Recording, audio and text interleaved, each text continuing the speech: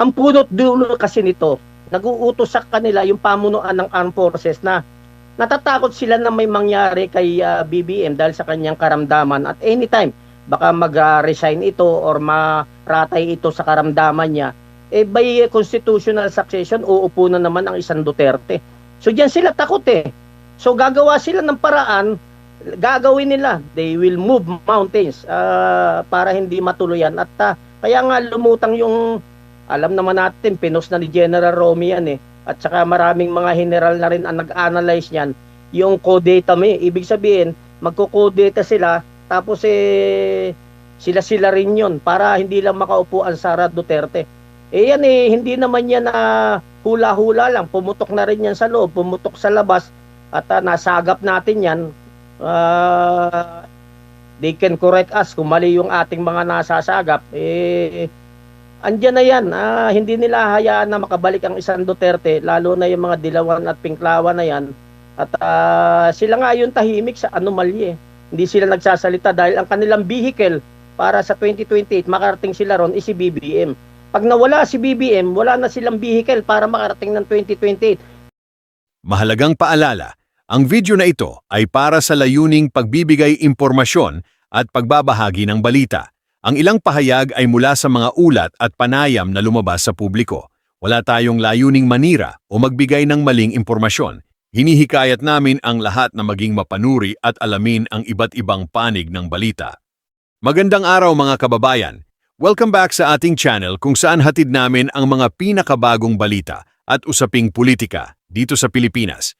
Kung bago ka pa lamang sa ating channel, huwag kalimutang mag-like, mag-subscribe at pindutin ang notification bell para lagi kang updated sa mga mainit na balita. Isang kontrobersyal na pahayag ang ibinunyag ni Rey Valeros, isang retired Army Captain at Secretary General ng United People Initiative sa isang programa. Ayon kay Valeros, may umano'y mga grupo na naglalayong targetin si Sara Duterte. Dagdag pa niya, sinasabing may plano umano ang ilang puwersa upang pigilan ang posibilidad na may isa pang miyembro ng pamilya Duterte na makapwesto sa mataas na posisyon sa gobyerno sa mga darating na panahon. Bagamat mabigat ang naturang pahayag, hindi pa malinaw kung sino-sino ang mga grupong tinutukoy at kung ano ang mga konkretong detalye ng sinasabing plano. Sa kasalukuyan, wala pang opisyal na pahayag mula sa kampo ni VP Sara Duterte hinggil sa nasabing aligasyon. Gayunpaman, patuloy na sinusubaybayan ng publiko ang mga susunod na developments sa isyung ito. Ang ganitong mga pahayag ay muling nagbubukas ng diskusyon tungkol sa politika, kapangyarihan, at ang hinaharap ng pamumuno sa bansa. Ano ang masasabi ninyo tungkol sa isyung ito? Sa tingin ninyo ba ay may katotohanan ang mga pahayag na ito o isa lamang itong bahagi ng matinding politika sa bansa? I-comment ninyo ang inyong opinion sa comment section. At kung gusto ninyong manatiling updated sa mga balitang tulad nito, huwag kalimutang mag-like, mag-share at mag-subscribe sa ating channel. Panoorin ninyo ang buong video para sa mas kumpletong detalye ng balitang ito.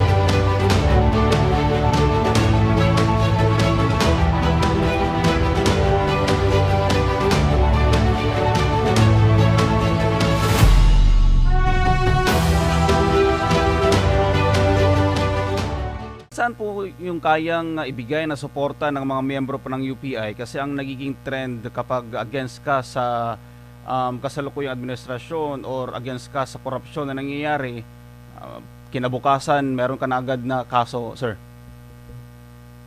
Alam mo, sanay na tayo dyan sa pananakot nila eh. Si General Romy, kinasuhan nila. Yung karamihan ng member ng UPI, hinaharas nila. Kasama tayo doon. At tayo maninindigan, handaan na kaming mamatay sa laban na ito kasi kung walang gagawa nito, sino? At kung hindi natin gagawin ito, kailan pa? So sa gobyerno na nakakot sa taong bayan, tandaan nyo ito, mas marami ang taong bayan kaysa sa inyo. At tandaan nyo rin ito, hindi lahat ng nasa active ngayon, bulag, pipi at bingi. Tandaan nyo yan, darating ang oras, magsasama-sama ang taong bayan at yung mga active in service na nakakakita sa katotohanan. So bakit tayo matatakot? Hindi tayo takot sa kanila dahil alam ng langit kung sino yung mali, alam ng langit kung sino yung nagsasabi ng totoo. So tayo hindi takot, haras man nila tayo, hanggang mapunta tayo sa patayan, lalaban tayo. Kaya ako po naitanong, sir, kasi may mga ilan-ilan din na mga grupo na na-cover ko na rin po na una, nagpapapress ko, na galit nga sila sa korupsyon, ganito ganyan. After ng press con, wala na, hindi mo na mahagilap. Pero anyway, sir, ang may mga ilang mga opisyal na aktibo na nagsasabi na hayaan mo na, mga retired naman yan. Diba? Parang tila minamaliit po yung boses ng mga retired army, ng mga nagretiro na po ng mga sundalo, sir. Alam mo, ang United People's Initiative lang ang humingi ng meeting sa kabuuan ng Armed Forces. Nung nag-request kami kay General Browner, ang akala namin ang kaharap lang ng UPI Corps ay si General Browner. Pero nagulat kami dahil pagdating namin sa Camp Aguinaldo, nakaharap namin lahat ng battle staff ni General Browner from J1 to J10. So doon sinabi namin lahat ng pwedeng mangyari, lahat ng problema ng bansa, at nakinig naman sila. At ang sinabi ni General Browner, paulit-ulit, hindi sila bulag, hindi sila pipi, at hindi sila bingi. Pero sa nangyayaring ito, nakikita namin na matagal yung pagiging bulag, pipi at bingi nila. Ayaw pa nilang humarap at ayaw nilang manindigan. So hindi natin hinihingi na sila ay mag-withdraw ng support sa presidente, hindi natin hinihingi na take over nila ang gobyerno sa mga active. Wala tayong hiningin ganun sa kanila. Ang hinihingi natin sa kanila, protektahan nila itong mga nagsasabi ng totoo at wag nilang gipitin. So tayo nakaharap sila at ang sinabi nga natin, kapag wala nang matakbuhan sa lahat, from J1 to J10, lahat halos ng senior generals ng AFP nandun kaharap namin. At ako mismo ang nagsabi sa kanila na kapag wala nang maasahan ang taong bayan sa executive branch, na alam natin wala na talagang maasahan ang taong bayan. Sa legislative branch, kasabot sila sa malawakang anomalya. Ang judiciary natin, wait and see. Ang nakakatakot, karamihan rin sa kanila nababayaran. At sinabi rin natin na hindi man lahat, pero karamihan sa mga active, baka yung iba tumanggap na rin ng suhol. So, saan patatakbong taong bayan? At sinabi ko to sa kanila, na kapag wala nang matakbuhan ng taong bayan, malamang mag-armas na rin tayo at labanan na natin itong mga gumagawa ng katiwalaan at sinasalaula na ang taong bayan at ang bansa natin. Tahasan natin sinabi sa kanila yan. At sumagot si General Browner na wag naman Kap at baka sausawan tayo ng ISIS. Sinagot ko rin siya. Sabi ko, General, buti alam mo. Kasi wala na tayo mapunta, saan pa tayo pupunta? Yung hayop nga na wala nang mapuntahan, nasusukol siya, lumalaban tayo pang tao na may antas tayo ng kaisipan para alamin ang tama at ang mali. Bakit tayo matatakot? Minsan lang tayo mabubuhay sa mundong ito at never na ito maulit pang muli. At ulitin ko, naniniwala ako, lagpas sa kalahati ng ating active service ang simpatyanan nasa taong bayan. Sir, sa tingin nyo, kasi hanggang ngayon wala, nakipag-usap na kayo sa AFP pala, nabanggit po niyo. Hanggang ngayon wala pa pong aksyon yung AFP. Sa tingin po niyo, sir, ano po yung parang tila pumipigil po sa AFP kung bakit hanggang ngayon hindi pa inaaksyonan, considering na mayroon ng mga ebidensya, mali-maleta na yung mga pera na ninakaw, sir, sa kaban ng taong bayan? Walang ibang explanation dyan. Bakit di sila umaaksyon? Malamang dyan, nasuhulan sila. Yung mga nasa taas, tumanggap rin. Kasi kung di sila tumanggap, maninindigan yung mga yan. Hindi magpapatali yan. They will not become generals for nothing. Alam nila ang tama at mali. Bakit hindi sila makakakilos? Kasi wala na naka-compromise na sila Yan ang maliwanag natin na nakikita sa mga pangyayari. Kasi marami naman nangyari na mga general nag-withdraw ng support doon sa kanilang commander-in-chief dahil may nakita silang mali. Hindi na natin kailangan isa-isahin pa yan. At alam natin na darating ang panahon, hindi man mag-withdraw yung mga nasa taas na nabayaran, itong nasa mga mababang pwesto na hindi nabayaran, nag-aalborota na yung mga yan. Naghihintay na lang yan ang tamang galaw ng taong bayan at sasama na sila. Yan ang nakikita natin. Sanay tayo sa mga ganyan dahil hindi naman tayo nag-iisa din sa laban at patuloy tayo nakikipag-usap sa lahat ng sangay ng ating civil society. At ang mga hindi na natin kailangan pang kausapin ang mga active military natin at active PNP natin. Alam natin, ulit-ulitin ko, ang puso nila, lagpas sa kalahati ng bilang nila, nasa taong bayan. Sir, nabanggit mo na lagpas sa kalahati ng bilang nila, ang puso ay nasa taong bayan. May mga mangilan-ngilan na rin na mga pagkakataon na umuugong yung tila, yun nga, destabilisasyon sa hanay ng militar. Pero sinasabi naman ng AFP na hindi ito totoo, sir. Sila ay nagkakaisa at sila ay sumusunod sa chain of command po, sir. Alam mo, laliman pa natin, Almar, yung ating paliwanag para maintindihan ng taong bayan.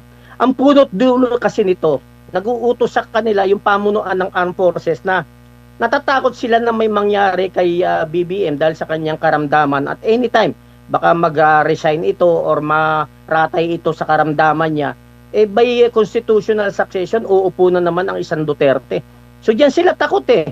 So gagawa sila ng paraan, gagawin nila. They will move mountains para hindi matuluyan. At kaya nga lumutang yung, alam naman natin, pinos na ni General Romy yan eh. At saka maraming mga general na rin ang nag-analyze niyan. Yung CODETA may, ibig sabihin, magko-CODETA sila, tapos sila rin yun para hindi lang makaupo ang Sara Duterte. Yan hindi naman yan hula-hula lang. Pumutok na rin yan sa loob, pumutok sa labas at nasagap natin yan. They can correct us kung mali yung ating mga nasasagap. Andyan na yan. Hindi nila hayaan na makabalik ang isang Duterte, lalo na yung mga dilawan at pinklawan na yan. At sila nga yung tahimik sa anomalye. Hindi sila nagsasalita dahil ang kanilang vehicle para sa 2028 makarating sila ron is si BBM. Pag nawala si BBM, wala na silang vehicle para makarating ng 2028 dahil mawawala ang kontrol sa kanila ng administrasyon. So yun ang nakikita natin at malalim na usapin ito pero pwede nating i-validate at pag-usapan natin na patuloy dahil yan yung mga posibilidad na pwede mangyari. Sir, nitong nakaraan si Colonel Munggaw nagpahayag ng kanyang pagbawi ng suporta kay BBM. Siya yung parang, kung hindi ako nakakamali, siya yung kauna-unahan na aktibong opisyal ng AFP na nagpahayag ng kanyang pagbawi ng pagsuporta sa Pangulo. Ano yung naging impact nito, sir, yung salita ni Colonel Munggaw against kay BBM? Ang naging impact niyan, unahin natin sa loob ng military. Pinakita ni Colonel Munggaw yung pinaka highest standard ng pagiging military. Na tinitingnan niya kung ano yung mali at tama at doon siya tumutupad sa kanyang tungkulin. So sampal ito doon sa mga general na mas mataas pa sa kanya. Para niyan sinampal. Bakit? Tama naman yung kanyang binanggit eh. Hindi siya nagwi-withdraw ng support sa military. Hindi siya nagwi-withdraw ng support sa gobyerno. Nagwi-withdraw siya ng support sa isang presidente na wala na sa ayos ang kaisipan. Hindi naman kailangan nating laliman pa yung paningin natin kay BBM. Makikita natin sa bawat pronouncement niya. Wala talagang direksyon. At yung bansa natin kaya naghihirap ngayon dahil sa kanya. Dahil lahat yan, hindi pwedeng wala siyang alam.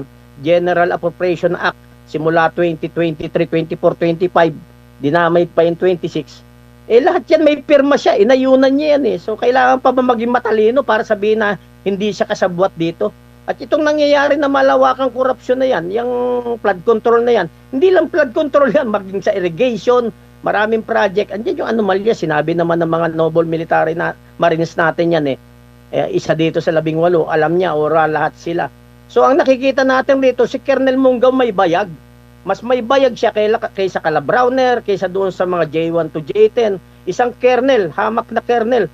Pero dakilang bayani siya para sa atin, kaya binigyan natin siya ng parangal ng UPI bilang retirees to retirees pagtingin sa mataas na pagtupad sa kanyang katungkulan, binigyan natin ng award at ang tumamanggap ay yung kanyang anak. At sumasaludo tayo. Ulitin ko, ang naging impact niya sa loob ng armed forces, para niya sinampal yung mga nasa taas na dapat sila ang gumagawa ng paraan. Hindi mo kailangang mag-withdraw ng support sa presidente or sa gobyerno, mag-create ka ng military junta. Kailangan mo lang bilang chief of staff, kausapin mo yung presidente, mahal na Pangulo, teka lang, parang mali na itong nangyayari. May pagkakataon pa tayo para itama ito. Kung ako chief of staff, yan ang gagawin ko. Commander-in-chief siya, ikaw yung pangalawa, may SND ka, kausapin mo, parang mali na itong nangyayari sa bansa natin. Pwede naman natin itong itama, huwag ganito kasi hirap na ang taong bayan. Impact naman sa taong bayan. Ano nangyari? Ang impact, nakita ng taong bayan, may pag-asa pa pala. Kasi may isang Colonel Munggaw. Akala nila wala ng pag-asa eh. Pero within, doon sa ating mga taong bayan, sa mga retirees, talagang sumaludo tayo at hindi natin iiwanan si Colonel Munggaw. Kaya ang ating presidente ng UPI, si Attorney General Virgil Garcia, siya yung abogado ni Colonel Munggaw at talagang susuportahan ng UPI hanggang huli si Colonel Munggaw. At dinadalaw natin ito palagi sa kanyang detention at doon sa Tracom at hindi natin pabayaan at ang pamilya niya is may mga tumutulong rin. Alam natin marami pang Colonel Munggaw na nalalabas. Alam natin yan. Maghintay lang ang taong bayan. Sir, last na lang on my part bago ko ibalik kay partner Admar. Ano yung aasahan natin sa UPI considering na mahigit 2 taon na lang yung natitira sa BBM administration? Meron din nagtutulak na mga bayaran ng mga vlogger na gusto ding gawing Prime Minister itong kasalukuyang Pangulo, sir. Alam mo ang UPIA, naniniwala tayo na nakikita ng tao lahat ng ginagawa natin, pero tanging Diyos lang ang nakakaalam kung ano yung nasa puso natin. Hindi tayo kampante na hintayin ang 2028. Never. As soon as possible, may gagawin tayo na nakaangkar na pa rin sa ating batas. Susunod tayo kung ano yung sinasaad ng ating konstitusyon at wala tayong lalabagin. Pero papakita natin na yung totoong pwersa ng taong bayan kasama ang mga active military, mangyayari yan. Dahil nasa konstitusyon natin yan. Sovereignty resides from the people and all government authority emanates from the people. So diyan tayo nakaangkla. Sila ay nakaupo. Hindi naman sila elected eh. Selected ng COMELEC yan, ng machine ng COMELEC. Kaya ganyan ang gobyerno natin. It's about time na magsama-sama ang taong bayan at military para maitama na lahat ng mali. At ulitin ko, hindi kampante ang UPI na abutin ito ng 2028. Gagawa tayo ng legal na hakbang sa abot ng ating makakaya para mabago ang bansa natin. Hindi tayo natatakot. Yung panakot ng gobyerno sa atin, sanay na tayo dyan. Tayo yung nakulong na, nagkaroon na tayo ng mga kaso yung kasamahan natin sa UPI. Tandaan nila, ang military, kapag nagtapos ng serbisyo, tawagin man silang retired, karamihan dyan, nasa puso pa rin yung sinumpaan nila.